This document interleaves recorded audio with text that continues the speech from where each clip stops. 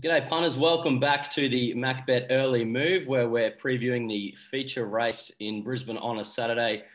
Different location for me here. I'm up the sunny coast dialing in. John, you're probably on the way to Ipswich soon, is that correct?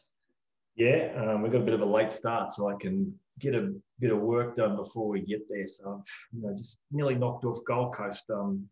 So for tomorrow, and done. Tom and I have done Brisbane, and we do half each sort of thing, so it's pretty good. And we'll start on Sunshine Coast. I probably might start on it around about 12 and get a few races out of the way, so it's not much of a problem on Sunday morning. For sure, and I've just posted up the results on Twitter for the last week and month, and obviously 2021. When do you think Tom joined? Seems to be a pretty good little experiment. He's going good. Yeah, he is. He's going really good. He's brought a bit of experience early doors, so I haven't really had to do too much or getting to change too much, but just a few little areas where I may have been able to help him a bit, and hopefully him and I can keep finding winners. I'm sort of learning a little bit off him as well. We all learn. And we all got to keep on trying to find ways of beating the bookie. For sure. And we are beating them pretty convincingly, especially in Queensland, winning at 17.5% profit on turnover. We're into the fourth month of the year. It's pretty big numbers, which has really been really encouraging. Yeah, I think the main thing that we've changed is just not trusting data. Sometimes you can't trust it, and I've brought in a few ways of actually, being able to compare ours with another one, and I can be wrong with mine, and this other mob can be a bit wrong as well at times. But when they match up, then you can really push forward a little bit. But everyone does things a little bit different, and because a lot of it's computerized and everything, they can make mistakes. And it's just honing in on those mistakes and trying to find out which ones are wrong and which ones are right. And obviously the market goes with the because a lot of it's computer generated. A lot of these results, and they hone in on that, and they can't see the alternatives to that. So that's something that I've tried to do just recently, and I think it's working, because we were just trusting it full bore on what's going on, and it just doesn't work that way. Sounds like a very interesting angle. I just want to quickly talk over Rations, Eagle Farm Wednesday. We've finally tracked it down. You backed it at $8.50 in its first start, I believe. Next start, it went over at the sunny coast. You finally got the cash yesterday. Obviously, not the biggest odds, as Shane was sort of saying on Twitter as well, but it was more of a relief thing for us, I think, just finally tracking it down. Yeah, I think it was a little bit of that. I think a lot of, you're sort of saying a bit of chest pumping and everything like that.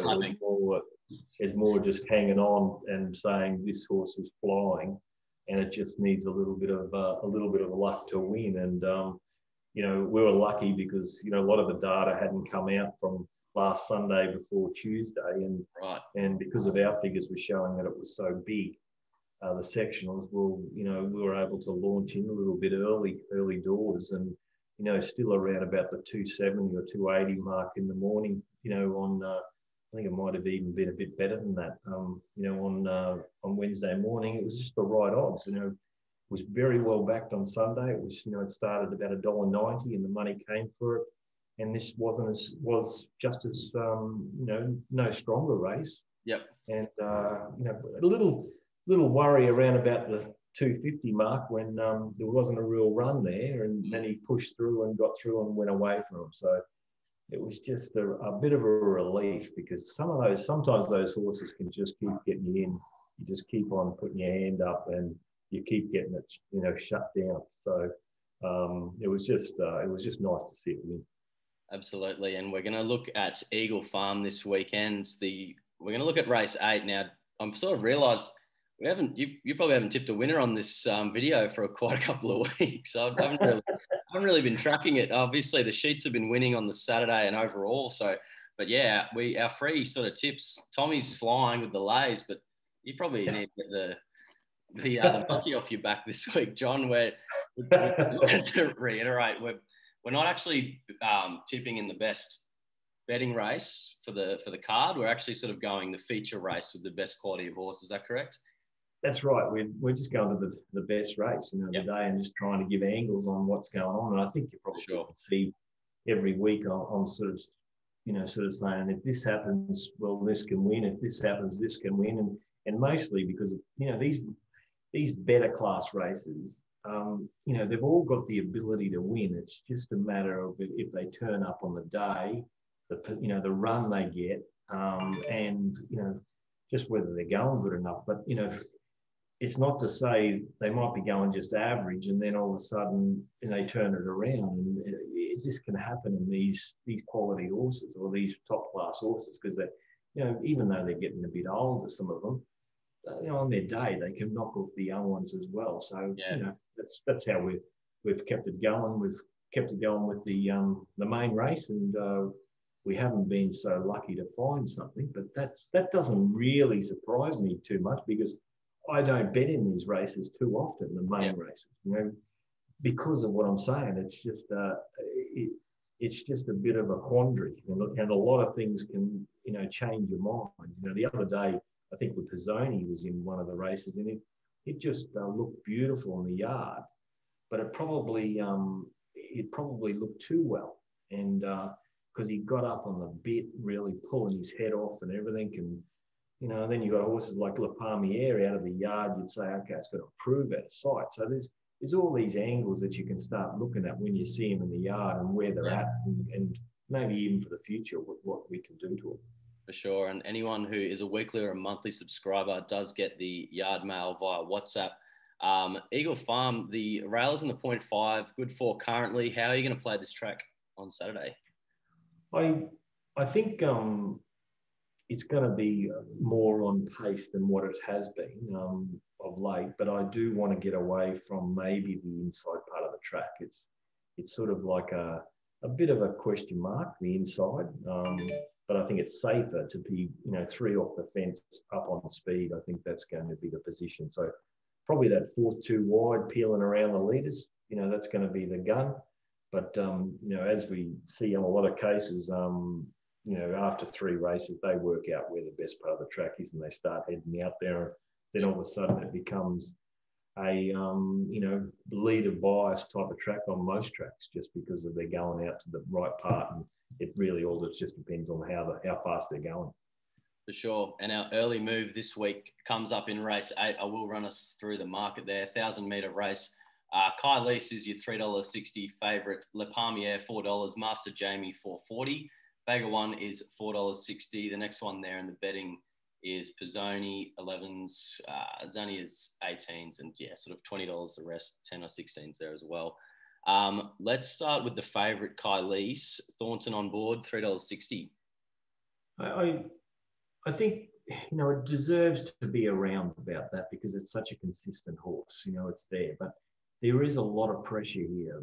If Master Jamie, he didn't trial with blinkers on, so, he'll be trying to hold the forward position. And Kai Lease has got good speed, and Tanner just booted along over 800 metres at Toowoomba the other day. And you've got Iconic Star who led Kai Lease the other day as well. So they're going to be running here. And Kai Lease, I just think the last little bit might be a question mark with the speed on. It might be just coming to the end of its tether. The other day, it just looked the winner. And it got run down by a horse, Le Palmier, who I don't think was totally wound up the other day. Okay. So I just think maybe, it's on the downward slide and a few of these are on the upward slide, or upward grind. So I think I'm happy to bet around it, but I can see how the market's come up with that price. It's not hard to get it to 360 if you really want to, make it that price. And you did make mention of Le Palmier earlier before. It's $4. Is this one of the runners that's possibly on the up?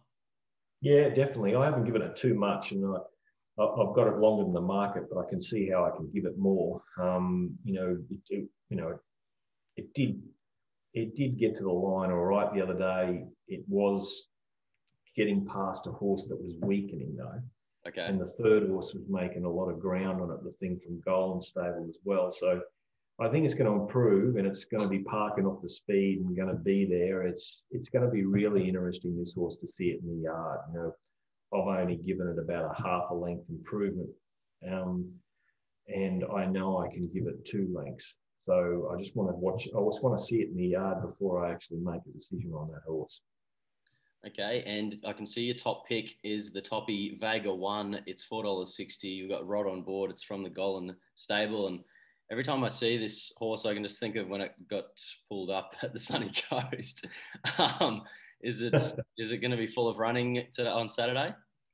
Well, with all the speed in the race, I think it's going to be charging. I went back and had a look at its trial before it raced at the Sunshine Coast, and he was going to go out of the gates. He was going to go forward out of the gates a little bit, and then he was going to be wide, and he went back and he gave it an easy run to the line, hit the line well.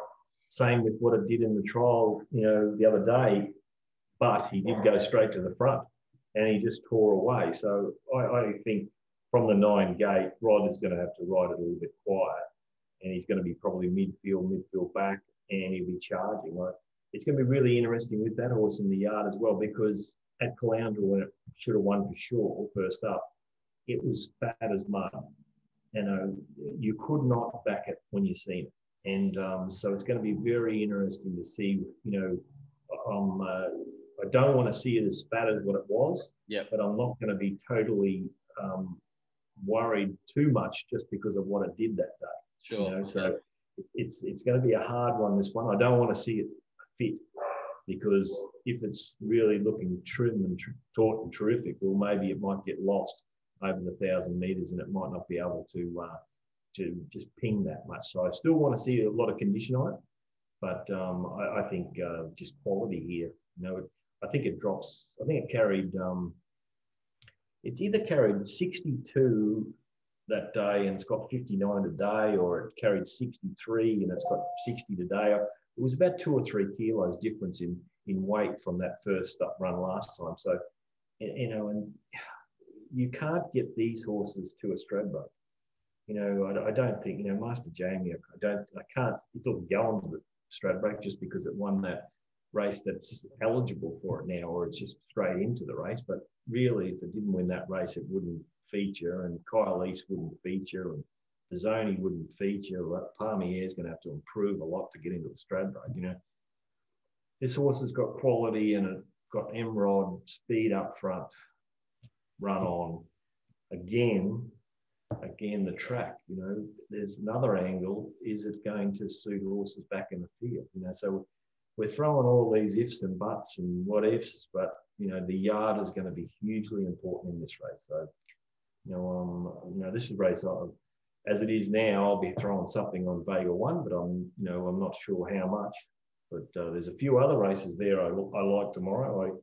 I think there's some nice angles, some nice prices, and some nice horses sort of coming through the ranks. So I'm quite keen on this meeting, actually.